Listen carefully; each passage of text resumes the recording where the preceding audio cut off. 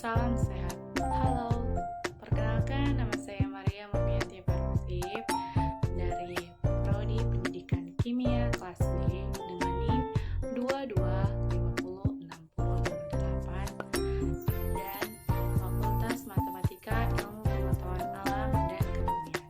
Di sini saya akan memaparkan mata kuliah Manajemen Pendidikan dengan judul Kepemimpinan, Organisasi, dan juga Manajemen. Saksikan terus teman-teman. Di sini saya akan memaparkan tentang kepemimpinan, organisasi, dan manajemen. A. Pengertian pemimpin dan kepemimpinan. Pimpin artinya bimbingan, tuntun. Pemimpin artinya membimbing, menuntun, dan menunjukkan pemimpin atau leader.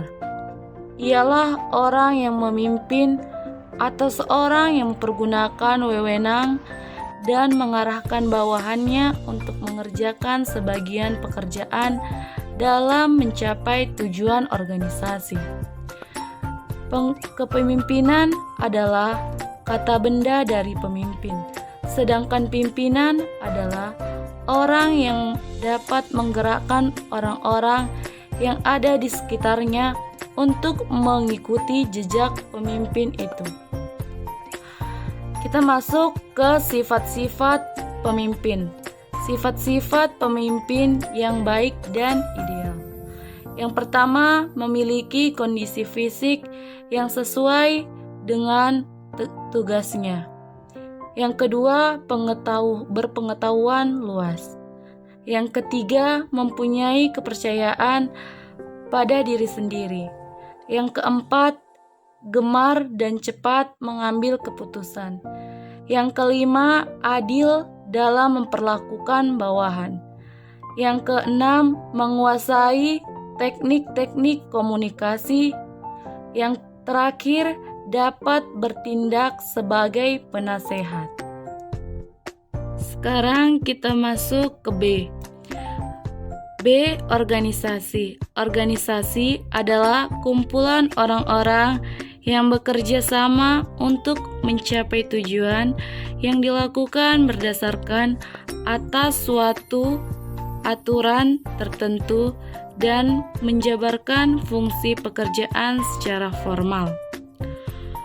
Tujuan organisasi yang pertama secara umum, agar proses pekerjaan tercapai dengan cara diatur, disusun, sehingga seluruh pekerjaan dapat diselesaikan secara efektif dan efisien.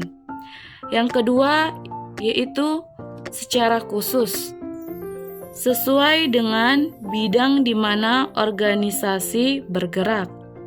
Manfaat organisasi adalah agar pelaksanaan tugas dilakukan lebih baik, terkoordinir, dan tujuan serta jalannya pekerjaan secara efektif dan efisien.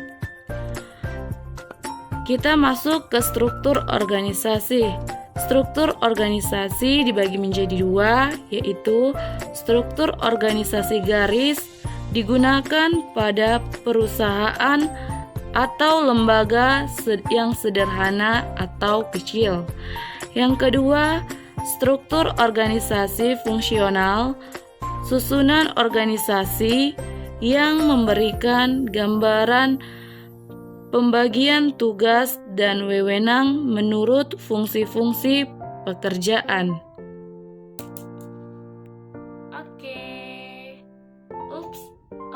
Lupa. Jangan tegang-tegang teman, karena kita sekarang bakalan masuk ke materi selanjutnya. Jangan lupa ditonton.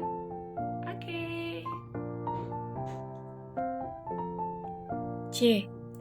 Pimpinan di dalam manajemen. Fungsi dalam manajemen secara menyeluruh.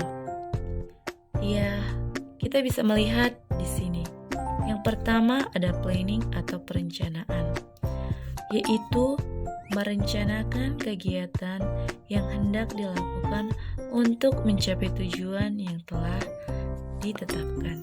Yang kedua, kita lihat di sini organisasi atau pengorganisasian, yaitu menyusun, menentukan, menetapkan jenis tugas dan kewajiban setiap fungsi.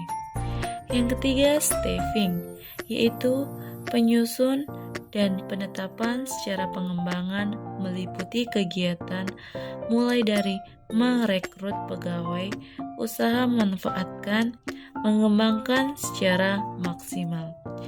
Yang keempat, coordinating, yaitu mengkoordinir seluruh pekerjaan di antaranya yang satu dengan yang lain totalitas. Yang kelima, directing, yaitu memberikan komanda, menggerakkan dengan memberi perintah supaya dapat melaksanakan tugas secara efektif dan efisien. Yang terakhir itu controlling, adalah usaha untuk memberikan penilaian, koreksi, evaluasi atas semua kegiatan dan secara terus-menerus melakukan monitoring baik pekerjaan yang sedang dilakukan ataupun pekerjaan yang sudah dilakukan. Selanjutnya kita membahas kemampuan seseorang dalam fungsi manajemen untuk dapat menghadapi tantangan-tantangan lingkungan dan perubahan paradigma tersebut. Seorang pemimpin sebuah organisasi harus memiliki 3 kemampuan manajemen yang mencakup: pertama, kemampuan teknik atau teknikal, merupakan kemampuan untuk mengaplikasikan pengetahuan khusus atau keahlian. Yang kedua, kemampuan manusiawi atau human, merupakan kemampuan untuk bekerja dengan mengerti dan memotivasi orang lain, baik individu maupun kelompok.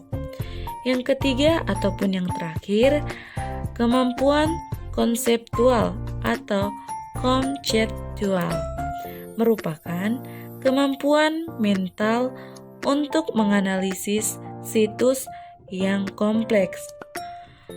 Tugas seorang pimpinan pada hakikatnya adalah bekerja dengan melalui orang lain atau atasan atau bawahan atau rekan sejabat.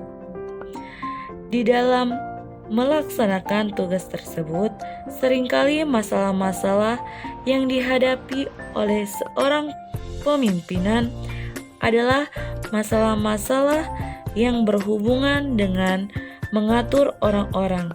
Artinya, kepemimpinan di dalam suatu organisasi hanya efektif. Halo, kembali lagi dengan saya, Maria Murnianti Parwati. Di sini saya sudah menyelesaikan tentang manajemen pendidikan yang berjudul dengan kepemimpinan organisasi dan manajemen. Kiranya apa yang sudah saya sampaikan kepada teman-teman sekalian dapat bermanfaat dan dapat kita tanamkan dalam diri kita sehari-hari, ataupun siapa yang akan menjadi seorang pemimpin, seorang manajemen, ataupun orang-orang yang berorganisasi bisa kita lakukan dengan sebaik mungkin. Sekian dari hasil makalah saya dan juga presentasi saya. Sekian dan terima kasih.